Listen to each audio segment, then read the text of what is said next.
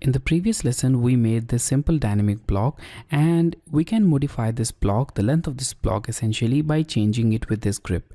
Now, when we change the length of this block, the center becomes off-centric, and now it's not centered with respect to the complete geometry. Now, in order to keep this centered, we need to modify this block additionally. So I'll select this block, then right click and select block editor.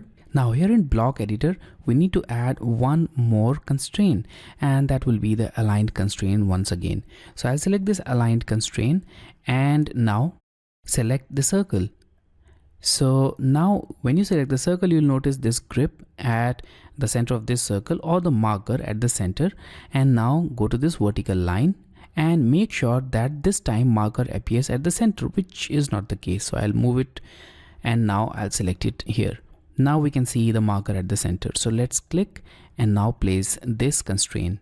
So now you can see that the length in between these 2 points is 5 units. Obviously we don't want this length for other geometries also. So when we stretch this rectangle, the length will also change. But in this case, if you keep it that way, the length will not change, although the total length will change.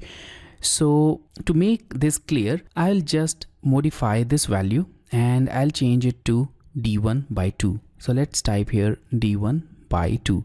Now in this way, we can restrict the length of this d2 value, or the distance between these 2 points, always equal to half of d1, which is this total length or the length of rectangle. Now click outside to accept the values, and now let's go and test the block. So I'll go to this test block. Now select this rectangle and now let's move it. Now you can see that the circle is always centered no matter how you change the length. Now we can apply one more constraint, and here you can see that the circle is moving along with the length of this rectangle. Now what if we want the circle to remain fixed at its position and we want to stretch this block in either direction? So for that we need to modify it additionally.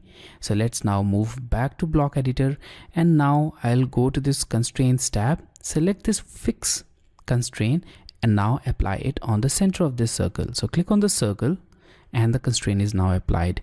Now let's go to this test block again. Now select it and now move it. And now you'll notice that the circle will always remain fixed and the length can be changed in either direction in this way.